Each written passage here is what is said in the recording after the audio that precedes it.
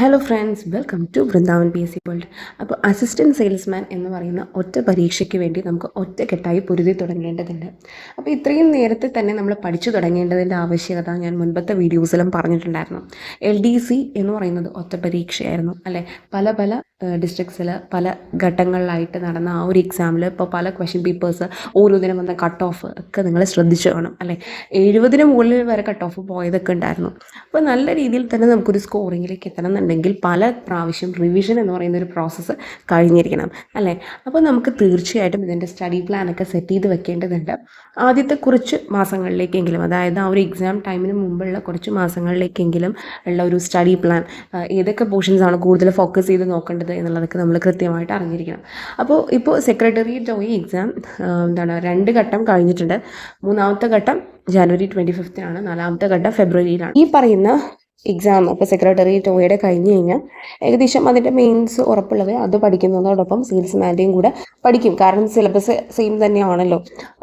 അപ്പോൾ അവിടെ വ്യത്യാസങ്ങളൊന്നും വരുന്നില്ല. എന്തായാലും ബെനിഫിറ്റ് മാത്രമേ ഉള്ളൂ. അറിയാം, കുറേയധികം ഉദ്യോഗാർത്ഥികൾ നല്ല രീതിയിൽ മുന്നേറുന്നവരുണ്ട്. അതായത് 70 മുകളിൽ അല്ലെങ്കിൽ 80 മുകളിൽ സ്കോർ ചെയ്യുന്നവരുണ്ട്. അപ്പോൾ അതിൻ്റെയൊക്കെ ഒരു ലെവലിലേക്ക് നമുക്ക് എത്തണം എന്നുണ്ടെങ്കിൽ ഇപ്പോഴും സ്റ്റിൽ 50 അല്ലെങ്കിൽ ആ ഒരു റേഞ്ച് മാത്രം നിൽക്കുന്നവർക്ക് കൂടുതൽ ഹാർഡ് വർക്ക് ചെയ്തെങ്കിൽ മാത്രമേ നമുക്ക് ആ ഒരു നല്ലൊരു സ്കോറിങ്ങിലേക്ക് എത്താൻ സാധിക്കുകയുള്ളൂ അല്ലേ.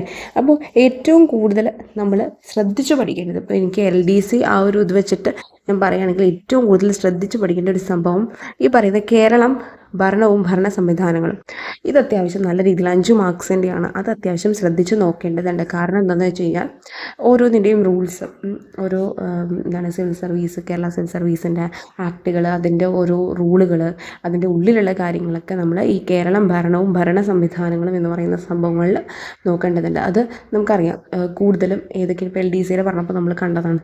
പിന്നെ ഇതിൽ പറയുന്ന വിവിധ കമ്മീഷനുകൾ, അതുപോലെ തന്നെ ദുരന്ത നിവാരണ അതോറിറ്റി വളരെ വളരെ ഇമ്പോർട്ടൻ്റ് ആണ്.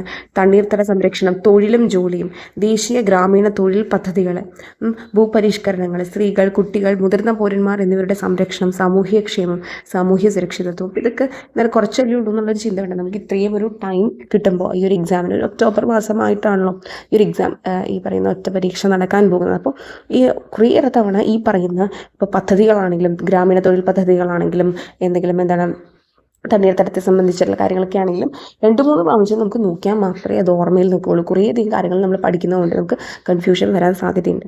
ഓക്കെ, അപ്പോൾ ഈ പറയുന്ന ഏരിയാസ് നമ്മൾ കൂടുതൽ ഫോക്കസ് ചെയ്യേണ്ടതുണ്ട്. അപ്പോൾ അതൊക്കെ ഇപ്പോഴേ സ്റ്റാർട്ട് ചെയ്ത് വെക്കണം, പഠിച്ച് നമ്മൾ തുടങ്ങണം.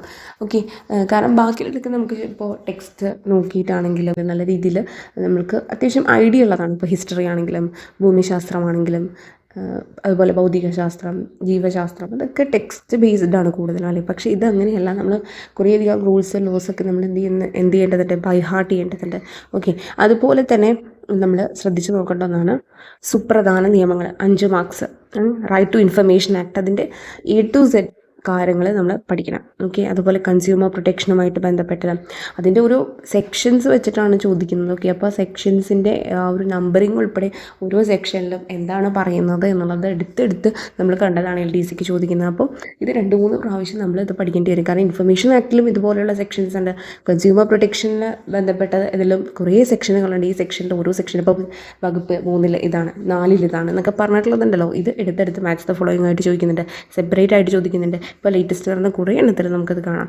ഓക്കെ, അതുപോലെ തന്നെ ഈ വൾണറബിൾ സെക്ഷൻസിന് വേണ്ടിയിട്ടുള്ള ലോസ്, അവരുടെ പ്രൊട്ടക്ഷന് വേണ്ടിയിട്ടുള്ളത്, അത് SC/ST വേറെ, അതായത് നാഷണൽ കമ്മീഷൻ ഫോർ SC/ST, ഇതൊക്കെ ഒബ്വിയസ്ലി കമ്മീഷൻസ് നമ്മൾ പഠിക്കണം. പക്ഷേ ഏറ്റവും കൂടുതൽ നമ്മളെ കുഴപ്പിക്കുന്ന ഒരു കാര്യം ഈ സെക്ഷൻസ് ആണ്. എന്നെ സംബന്ധിച്ചിടത്തോളം ഏറ്റവും ബുദ്ധിമുട്ട് ഈ പറയുന്ന ഓരോ ലോയുടെ അണ്ടറിലും പഠിക്കുന്ന സെക്ഷൻസ്, അതിൽ ഓരോന്നിലും പറയുന്ന കാര്യങ്ങൾ. ഇപ്പോൾ സ്ത്രീകളുടെയും കുട്ടികളുടെയും ആണെങ്കിലും ശരി, അതുപോലെ തന്നെ മുതിർന്ന പൗരന്മാർക്ക് വേണ്ടിയിട്ടുള്ള സംരക്ഷണം, അതൊക്കെ എടുത്ത് ഓരോ ഇതും എന്ന് വന്നു ഓരോ വകുപ്പിലും എന്താണ് പറയുന്നത്, അതിൻ്റെ ശിക്ഷാവിധികൾ ഏറ്റവും ഇമ്പോർട്ടൻ്റ് ആണ്. ശിക്ഷാവിധികൾ കൃത്യമായിട്ട് ചോദിക്കുന്നുണ്ട്, ഇന്ന കാര്യത്തിന് എന്താണ് ശിക്ഷാവിധി എന്നുള്ള രീതിയിൽ. അപ്പോൾ ഇത് കുറേ ഇപ്പോൾ LDC എഴുതിയവർക്ക് മനസ്സിലായി കാണും ഈ ഒരു ഏരിയ നല്ലോണം പഠിക്കേണ്ടതുണ്ട്. അപ്പോൾ അതൊക്കെ ഇപ്പോഴേ ഈ 2 സംഭവങ്ങൾ നമ്മൾ നോട്ട് ചെയ്തിരിക്കണം. അപ്പോൾ ഇതിൽ നിന്ന് തന്നെ ഓൾമോസ്റ്റ് ഒരു 10 മാർക്സ് നമുക്ക് സ്കോർ ചെയ്യാൻ, അതായത് ഫുൾ മാർക്സ് കിട്ടത്തക്ക വിധത്തിൽ നമ്മൾ പഠിക്കേണ്ടതുണ്ട്. എന്നാൽ മാത്രമേ നമുക്ക് ആ ഒരു റേഞ്ചിലോട്ട് എത്താൻ സാധിക്കുകയുള്ളൂ അല്ലേ. ബാക്കി ഇപ്പോൾ ഞാൻ പറഞ്ഞതൊക്കെ തന്നെ എന്താണ് ടെക്സ്റ്റ് ബേസ്ഡ് ആണെങ്കിൽ നമുക്ക് അതിനെക്കുറിച്ചൊക്കെയുള്ള ബേസിക് ഐഡിയാസ് ഇപ്പോൾ നമ്മൾ എത്ര LDCയുടെ പേപ്പേഴ്സ് ഇപ്പോൾ എടുത്ത് അതായത് 10th ബേസാണല്ലോ എടുത്ത് നമ്മൾ നോക്കിയാലും നമുക്ക് മനസ്സിലാക്കാൻ പറ്റുന്നത് ബാക്കിയെല്ലാം നമുക്കൊരു ബേസിക് ഐഡിയ വെച്ചിട്ട് ചെയ്യാൻ പറ്റും. പക്ഷേ ഇത് നമ്മൾ ബൈ ഹാർട്ട് ചെയ്യേണ്ട കുറേ കാര്യങ്ങളുണ്ട്. ഓക്കെ, അപ്പോൾ ഇത് മെയിനായിട്ട് ഈ ഒരു അസിസ്റ്റൻറ്റ് സെയിൽസ്മാന് വേണ്ടി പഠിക്കുന്നവർ തീർച്ചയായിട്ടും എന്ത് ചെയ്യുക, ഇത് ആദ്യം ഒന്ന് പഠിച്ചു തുടങ്ങുക. ഓക്കെ, എന്നിട്ട് ഒരു ഇത് കഴിയുമ്പോൾ നമുക്ക് വീണ്ടും ഇത് റിപ്പീറ്റ് ചെയ്യേണ്ടതുണ്ട്. ഓക്കെ, ബാക്കിയുള്ളത് പഠിക്കുന്നതിനോടൊപ്പം ഏറ്റവും ആദ്യം ഈ 2 സംഭവങ്ങൾ, സുപ്രധാന നിയമങ്ങളും അതുപോലെ തന്നെ കേരളം ഭരണവും ഭരണ സംവിധാനങ്ങളും. ഓക്കെ, പിന്നെ നമ്മൾ ശ്രദ്ധിക്കേണ്ടത് ഇത് ആനുകാലിക വിഷയങ്ങൾ 20 മാർക്സാണ് ഇതിൽ നിന്ന് അല്ലേ. ഈ ഒരു ഏരിയ മതി അത്യാവശ്യം. ഇപ്പോൾ 2024 തുടക്കം തൊട്ടുള്ളത്, ഓക്കെ, ജാനുവരി തൊട്ടിട്ടുള്ള കാര്യങ്ങൾ, അറ്റ് പ്രസൻറ്റ് ലേറ്റസ്റ്റ് ആയിട്ടുള്ള ഡെവലപ്മെൻറ്റ്സ് വരെയുള്ള എല്ലാ കാര്യങ്ങളും നമ്മൾ ആനുകാലിക വിഷയങ്ങൾ എന്താണെങ്കിലും നമ്മൾ റിപ്പീറ്റഡ് ആയിട്ട് കുറേയധികം നോക്കണം. എന്നാൽ മാത്രമേ നമുക്കത് മനസ്സിലാവുള്ളൂ. കാരണം 20 മാർക്കാണ്, 5 or 10 ഒന്നും അല്ലല്ലോ. അപ്പോൾ തീർച്ചയായിട്ടും നല്ല രീതിയിൽ ഈ 3 സംഭവങ്ങൾ നമ്മൾ ആദ്യമേ ഒന്ന് സ്റ്റാർട്ട് ചെയ്ത് തുടങ്ങുക, അസിസ്റ്റൻറ്റ് സെയിൽസ്മാന് വേണ്ടി പഠിച്ചു തുടങ്ങുന്നവർ കേട്ടോ. കാരണം ഇത് ഇപ്പോൾ ഞാൻ പറഞ്ഞല്ലോ, സെക്രട്ടേറിയറ്റ് മെയിൻസിന് പഠിക്കുന്നവർക്കാണെങ്കിലും സുപ്രധാന നിയമങ്ങളും കേരളം ഭരണ സംവിധാനങ്ങളും ഇതൊക്കെ ആവശ്യമാണ്. അപ്പോൾ എന്തായാലും അതിന് ഹെൽപ്ഫുൾ ആകും മെയിൻസിന് വേണ്ടി പ്രിപ്പയർ ചെയ്യുന്നവർക്ക്. പിന്നെ പ്രിലിംസ് ഇപ്പോഴും കഴിയാത്തവരുണ്ടെങ്കിൽ ഈ പറയുന്ന പോർഷൻ, അതായത് ആനുകാലിക വിഷയങ്ങളുണ്ട്, ഓക്കെ, ബട്ട് ബാക്കി 2 അധികം വരില്ല, അതില്ലല്ലോ. എന്നാലും ബാക്കിയുള്ള, അതായത് പ്രിലിംസിന് വേണ്ടി പഠിക്കുന്ന പോർഷൻസ് നമുക്കിതിൽ ആവശ്യം വരും. അപ്പോൾ അത് അങ്ങനെ തന്നെ പോട്ടെ. ഇപ്പോൾ എൻ്റെ ആണെങ്കിലും സെക്രട്ടേറിയറ്റ് കഴിഞ്ഞിട്ടില്ല പ്രിലിംസ് എക്സാം. അപ്പോൾ അത് കഴിഞ്ഞിട്ട് എനിക്കും കറക്റ്റായിട്ട് എന്താണ് ഈ പറയുന്ന പോർഷൻസ് എന്നൊക്കെ തുടങ്ങാൻ പറ്റുള്ളൂ. ആക്ച്വലി മെയിൻ ഞാൻ ഫോക്കസ് ചെയ്യാൻ ഉദ്ദേശിക്കുന്നത് ഈ പോർഷൻസാണ്. കാരണം എനിക്ക് ഏറ്റവും ബുദ്ധിമുട്ട് തോന്നുന്നതും അതുപോലെ കൺഫ്യൂസിങ് ആയിട്ട് തോന്നുന്നതും ഈ പറയുന്ന ഏരിയാസാണ്. അപ്പോൾ അതൊക്കെ വെച്ചിട്ടാണ് ഞാനൊരു സ്റ്റഡി പ്ലാൻ സെറ്റ് ചെയ്യാൻ ഉദ്ദേശിക്കുന്നത്, അസിസ്റ്റൻറ്റ് സെയിൽസ്മാൻ്റെ. അത് ഞാൻ ഉടനെ സെറ്റ് ചെയ്തിട്ട് നിങ്ങളുമായിട്ട് ഷെയർ ചെയ്യാം കേട്ടോ, എങ്ങനെയാണ് ഇതിൻ്റെ പഠിച്ചു തുടങ്ങേണ്ടത്. അതായത് ഒരു ദിവസം ഏതൊക്കെ ഭാഗങ്ങൾ, ഈ പറയുന്ന ഏതൊക്കെ പോർഷൻസിന് നമ്മൾ പ്രാധാന്യം കൊടുത്ത് പഠിക്കണം എന്നുള്ളത്. ഓക്കെ, അപ്പോൾ ഇതിപ്പോൾ ഞാൻ ജസ്റ്റ് പറഞ്ഞു തുടങ്ങിയെന്നുള്ളൂ. ഇപ്പോഴേ തൊട്ട് നമ്മൾ ശ്രദ്ധിച്ച് പഠിക്കേണ്ട ആദ്യത്തെ കുറച്ച് ഏരിയാസ്, 3 ഏരിയാസാണ് ഞാനിപ്പോൾ പറഞ്ഞത്. ഇനി ഇത് കുഴപ്പമില്ലാത്തവർ, അതായത് ഇപ്പോൾ ഈ ഞാൻ പറഞ്ഞ ടോപ്പിക്സ് ബുദ്ധിമുട്ടില്ലാത്തവർക്ക്, അവർക്ക് ഏതാണോ ബുദ്ധിമുട്ടുള്ളത് ആ ഭാഗം വെച്ച് തുടങ്ങാം കേട്ടോ. ആദ്യമേ നമ്മൾ ഓൾറെഡി ഞാൻ മുൻപത്തെ ഇതിലൊക്കെ പറയാറുണ്ട്, നമുക്ക് ഓൾറെഡി അറിയാം അത്യാവശ്യം സ്കോർ ചെയ്യാൻ പറ്റുന്ന ഏരിയാസിൽ വീണ്ടും കൂടുതൽ കടന്ന് സമയം കളയാതെ നമുക്ക് ഏറ്റവും ബുദ്ധിമുട്ട് തോന്നുന്നത് നമ്മൾ പഠിച്ചു തുടങ്ങുക. കാരണം ഇതിൽ അത്യാവശ്യം ടൈം ഉണ്ട് നമുക്ക്. ഓക്കെ, ആ ഒരു ബുദ്ധിമുട്ടുള്ള ഭാഗം നമുക്ക് 1, 2, 3 വട്ടം മാക്സിമം റിവിഷൻ ചെയ്യേണ്ടതുണ്ട്. എന്നാൽ മാത്രമേ നമുക്ക്, ഞാൻ പറഞ്ഞല്ലോ, ഒരു 80+ എങ്കിലും നമ്മൾ ആ ഒരു ലെവലിലേക്ക് എത്തണമെന്നുണ്ടെങ്കിൽ തീർച്ചയായിട്ടും അതിനനുസരിച്ച് റിവിഷൻ എന്ന് പറയുന്നൊരു കാര്യം നമ്മൾ നന്നായി ചെയ്യണം. ഒരു 80+ എങ്കിലും നമുക്ക് ആൻസർ ചെയ്യേണ്ടതുണ്ട്, ഒരു 70+ എങ്കിലും സ്കോർ ചെയ്യേണ്ടതുണ്ട് അല്ലേ. ആ ഒരു മൈൻഡ് സെറ്റോടു കൂടി നമ്മളെല്ലാം പഠിക്കാൻ ശ്രമിക്കുക കേട്ടോ. കാരണം നമുക്ക് കാണാമല്ലോ കട്ട് ഓഫൊക്കെ വളരെ കൂടുതലാണ് പലതിൻ്റെയും പറയുന്നത്. അപ്പോൾ ബാക്കിയൊക്കെ ഇപ്പോൾ ചരിത്രമാണെങ്കിലും ശരി, ഭൂമിശാസ്ത്രം, ധനതത്വശാസ്ത്രം, ഇന്ത്യൻ ഭരണഘടന, പിന്നെ ബയോളജിയുടെ റിലേറ്റഡ് ആയിട്ടുള്ള ജീവശാസ്ത്രം, പൊതുജനാരോഗ്യം, ഭൗതികശാസ്ത്രം, രസതന്ത്രം, ഇതൊക്കെ അത്യാവശ്യം ചെയ്യാൻ പറ്റുന്നതാണ്. പിന്നെ ശ്രദ്ധിക്കേണ്ട ഒരു ഭാഗം, ഇപ്പോൾ ഈ 3 പറഞ്ഞല്ലോ, 20 മാർക്സിൻ്റെ കറണ്ട് അഫയേഴ്സ്, 10 മാർക്സിൻ്റെ സുപ്രധാന നിയമങ്ങളും അതുപോലെ തന്നെ കേരളം ഭരണ സംവിധാനം എന്ന് പറയുന്നത്.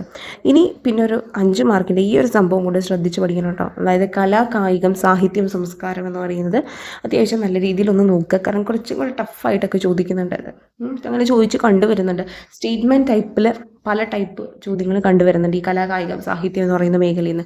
അപ്പോൾ അതും അത്യാവശ്യം ആദ്യമേ നമ്മൾ തുടക്കത്തിൽ പഠിക്കുമ്പോൾ ഫോക്കസ് ചെയ്ത് പഠിക്കേണ്ട ഏരിയാസിൽ ഒന്ന് ഈ കലാ, കായികം, സാഹിത്യം, സംസ്കാരം എന്നുള്ളതാണ്. ഇത് എൻ്റെ ഒരു പെർസ്പെക്റ്റീവിൽ നിന്നുകൊണ്ടാണ് ഞാനത് പറയുന്നത്. ഓരോരുത്തർക്കും അവരുടേതായ ഇതുണ്ടാകും, അതായത് ഏത് ഏരിയാസാണ് ടഫ്, ഏത് ഏരിയാസാണ് കൂടുതൽ ഈസി എന്നുള്ളത് അതിനനുസരിച്ച് നിങ്ങൾ അറേഞ്ച് ചെയ്യാം. എനിവേസ് ഞാൻ എൻ്റെ ഒരു സ്റ്റഡി പ്ലാൻ തീർച്ചയായിട്ടും നേരത്തെ പറഞ്ഞ പോലെ തന്നെ ഇടും. സെക്രട്ടേറിയറ്റ് എക്സാമിൻ്റെ ഒരു ഇതുണ്ട്, അതും കൂടെ പ്രിലിംസ് കഴിയാനുണ്ട് എനിക്ക്.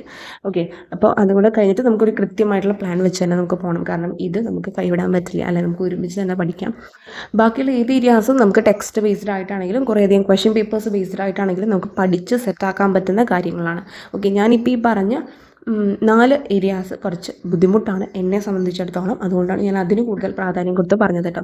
ഇനി ഈ സ്റ്റഡി പ്ലാനെ സംബന്ധിച്ചിട്ടുള്ള കാര്യങ്ങളും അതുപോലെ തന്നെ എന്താണ് നമുക്ക് എങ്ങനെ ഒരുമിച്ച് അത് മുന്നോട്ട് കൊണ്ടുപോകാന്നുള്ളതൊക്കെ ഞാൻ പറയാം കേട്ടോ അതിൽ.